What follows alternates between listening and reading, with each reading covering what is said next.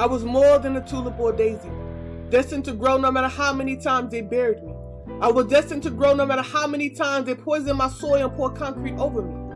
If you haven't checked out my fundraiser that I put out on Everything College, I highly encourage you, after you watch this video, to go check it out because it's inspirational and it's really amazing. Head over right now to my YouTube and subscribe. Watch this amazing interview with Makayla James as she talks to y'all about how she was able to pay for college and gives y'all all tips about the University of Kentucky. Make sure you watch the whole video. Don't forget to subscribe for this week's set of interviews. You're not going to want to miss out. Welcome back to Everything College. I'm your host, Christina Parker, supporting your college navigation while minimizing debt. Welcome back to the series. We have a special guest today, and I'm going to let them introduce themselves. Hi, everyone. So happy to be here with you all today. My name is Makayla James, and my pronouns are she, her, and hers. Nice. Can you tell them a little bit about your school, where you live at, like what school, what degree you're getting, and so forth? For sure, yeah. So right now I currently live in California, but I am in a Master's of Social Work program with the University of Kentucky. Nice. So just kind of like all the other ones, where I'm just interviewing students who are schooling during the pandemic to get their perception on how it's going, also to give y'all feedback on if you're going into a program or if you're currently at a program, how that program is handling. So the first question I have for you is, why did you choose to go back to school? So I actually spent a lot of time trying to reflect back to the time when I actually chose to apply for this MSW program. I think just in general in my education journey, I wanted to pursue a master's degree in something. So I kind of went into my bachelor's program already having that goal set. But then as I was out in the field, just really wanting to plug into more spaces where I could learn more about the child welfare system and policy work and develop a greater platform for the work that I was already doing and the work that I want to do in the future as well. Nice. So what made you choose your specific university? That's a great question. So, for me, a lot of my delay in going back to a master's program was my inability to find a program that I felt really fit my needs. And so, I actually spent a good 2 years going through programs, and I just wasn't falling in love with any of them. So, I wasn't applying. And as I was searching, some of the really important things for me was that I was still able to work full time because I didn't want to take out loans for cost of living as well. And I didn't want to leave my place of employment of where I'm currently at doing that work. And so those were two huge ones. And when I was researching and doing all of this background information around schools, the University of Kentucky actually has a program that is completely online, and they built their online platform pre-COVID. And so it was very tested, I guess. There was a lot of feedback from students already given. Another huge selling point for me was the fact that none of their classes were at scheduled times. And so they would give you a week worth of work, and you would have until that Sunday to complete that work, which allowed me to still have my full-time employment and create more flexible schedules that promoted me to still work and volunteer, and do all the other cool things that I like to do without having to be on a Zoom from 5 to 8 every night. And so that really worked with my schedule. Yeah, thank you for answering that question. So how did you balance working a full-time job and, starting to prepare your application or going through the application process for your universities? For me, what was really helpful was just writing down tangible goals. And so when I thought of the whole process, right, before I even applied, I was stressed about how I was going to work full time and be successful in my classwork. And so until I broke down my mindset into, okay, well, you're not going to have to worry about your classwork if you don't ever get accepted or if you don't put an application in. And so really breaking it down to what is step one, if that is a GRE, if it's not, if it's finding a school that's appropriate for you or that fits your needs, and then breaking down when is that application due, here's the time I'm going to set aside for that, and then not worrying really about like the tuition or the class schedules or your work schedule until you're at that phase where you have to solution orient yourself to solve that problem, was really how I was able to manage it. Because when I looked at the full picture, it didn't seem doable. And then when I broke it down, it became more realistic. Nice, nice. Hope you students out there are taking notes. I think that what you said is a great point. You know, breaking it all down and kind of taking it bit by bit instead of just not thinking about it in smaller pieces and trying to tackle it, it could kind of overwhelm you potentially. Right. So, how did you pay for college? So I actually have this really great friend. I don't know if you've heard of her, but Christina Parker, who really helps put together these amazing fundraising videos that are all virtual. And so that was a huge, huge component to my fundraising element. Just being able to share my story and why it was important for me to go to school in a creative way, really engage people that I would have never thought were following my journey or wanted to contribute to my journey. So I raised a significant amount of money through that.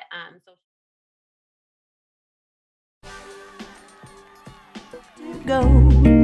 Let it snow, let it snow, let it snow. To go. Let it snow, let it snow, let it snow. Social media campaign and the release of that video, and then also reaching out to scholarships, organizations that I've worked for or partner with in the past that were willing to support me. And I think one of the greatest pieces of advice that I got from everything college was to be able to ask for as much as you seriously need, and then people are going to be like, okay, we can't do that, but we can do this, and that this number might be a lot higher than you even expected.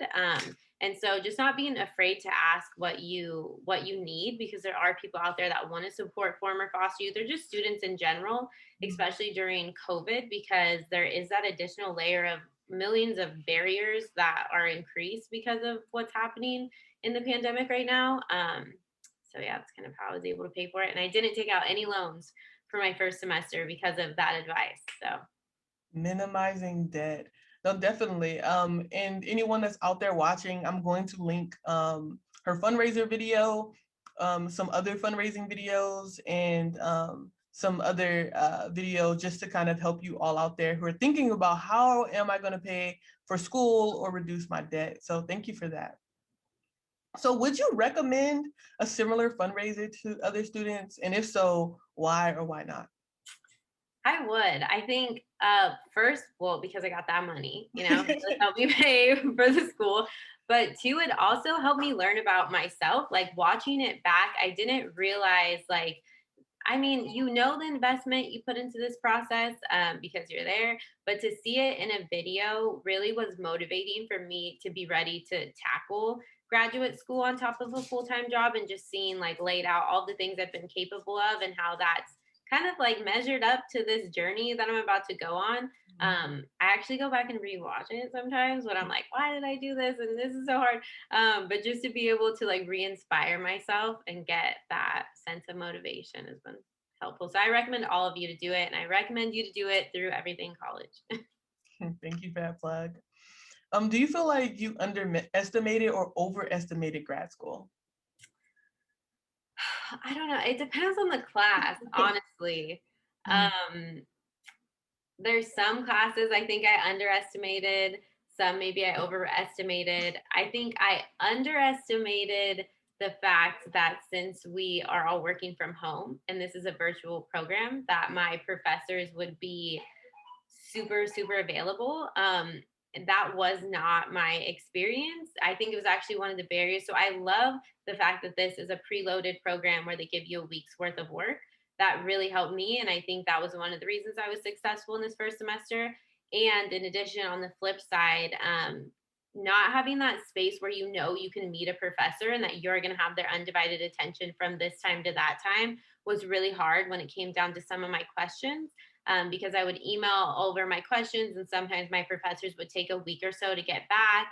and it would be like the night before an assignment was due that I was getting like a tremendous amount of feedback. So sometimes the turnaround time was really hard, but again, that was just for like certain classes. There was other classes where professors were great and had office hours and were very present. um, so yeah, I think it's a yes and. Nice, nice. Just for the audience, how long is your program? So the program that I applied for, I received a bachelor's degree in social work, and I have a lot of experience in the child welfare system. So I was able to skip the first year of grad school. So traditionally MSW is a 2-year program. The program that I'm doing, since I was able to skip that first year, is 2 semesters. So I will be done by December. Hey, happy for you. I'm happy for you. So my other question for you is, as someone that, got your degree in social work for undergrad and going for your MSW and just completed your first semester, do you feel that these programs prepare students to be social workers or to work in the social work profession? And also for some context, Makayla has also worked in child welfare for many years. And so just curious about your perspective. Yeah, so I don't know who I'd get in trouble for saying this or who's listening, but I think it needs to be said that the curriculum for social workers, in my opinion, me, Makayla James, I do not feel like it is successfully preparing people to go out and do the work with foster youth. And here's why. I think that we have a lot of emphasis around trauma, right? So I made sure one of the reasons why I wanted to get my MSW is because I want to kind of learn those engagement techniques for people who have experienced immense amount of trauma, right? And how do we engage people in a trauma-informed way that's authentic and helpful for all parties? My experience with when trauma is addressed in BSW and MSW programs, it's more towards a clinical approach. So like if I was a clinician, what type of intervention would you use for someone who's experienced trauma? But it's not really tailored around like what do direct services look like, right? Like how do we provide services and resources for people that come from backgrounds of intense trauma or just any trauma at all? How do we engage those people? How do we work with them? And as somebody who was in foster care and has trauma, I don't have those skills just from having lived experience. So I went to school thinking I was going to get those skills. And it just seems like they have a very broad approach, but when it comes to the direct interaction with people and communities that you're serving, there's a disconnect. I also think there is this hyping up of engaging people with lived experience and getting their voice.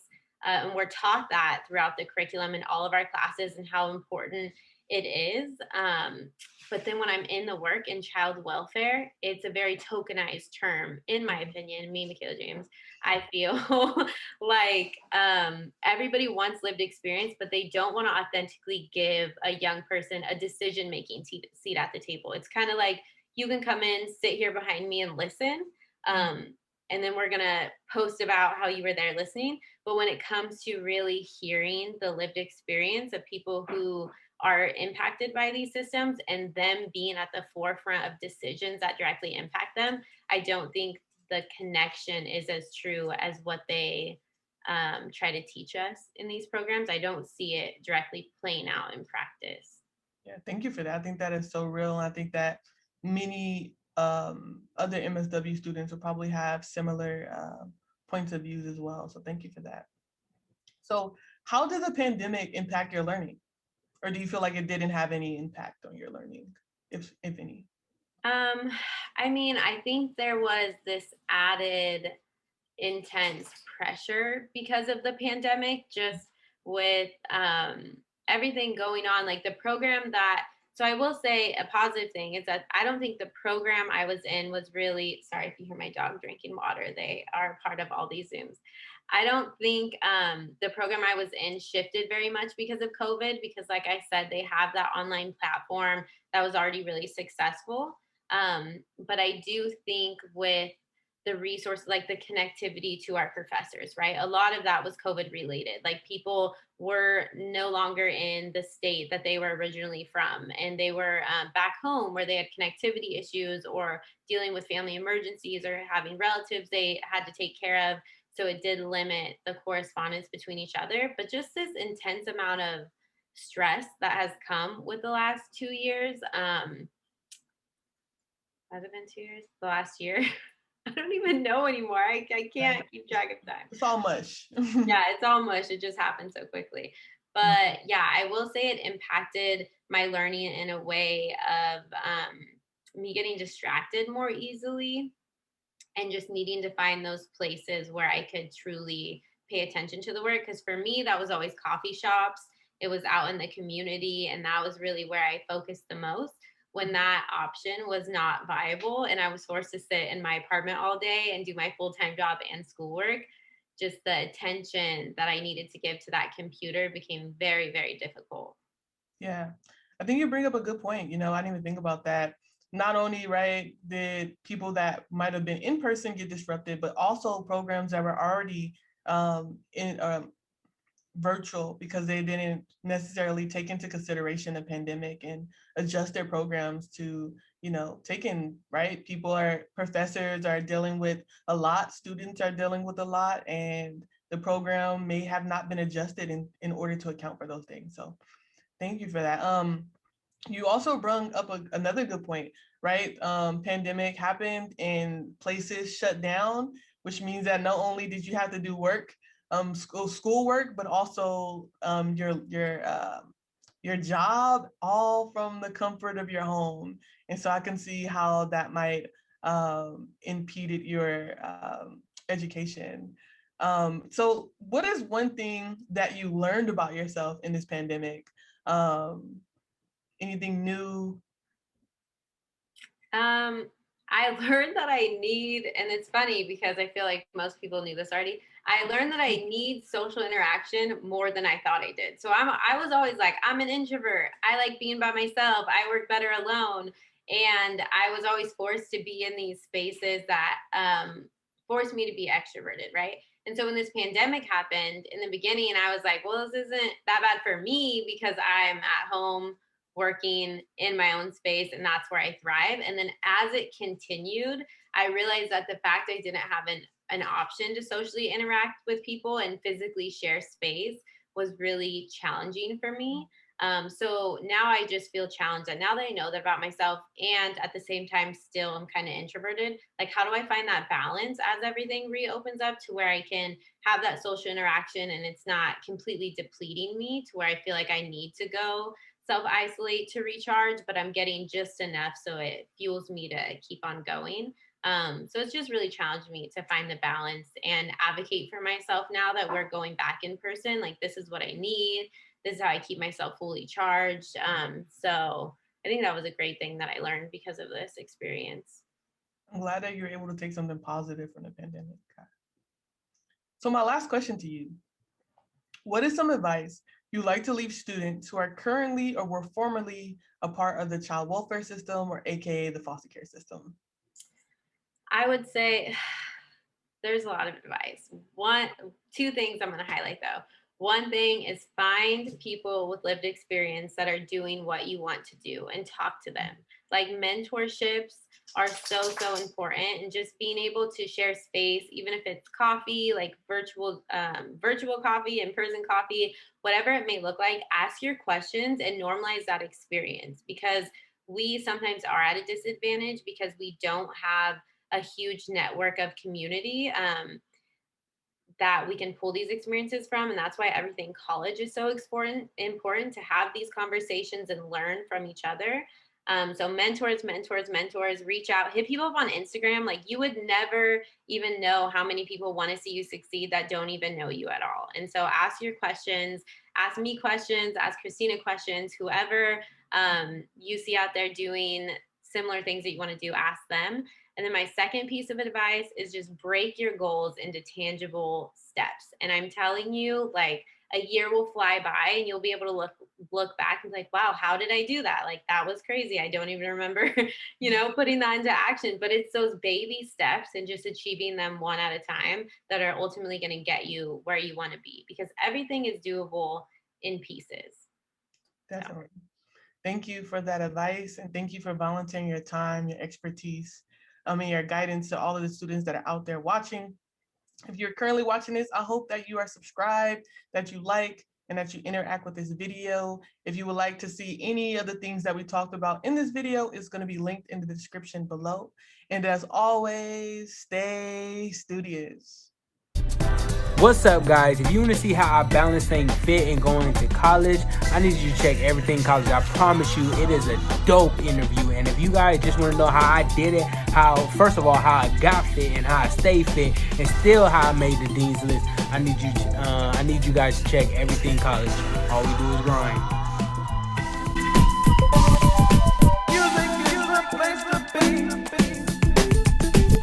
Don't forget to hit that subscribe button and go watch all the other videos on my YouTube.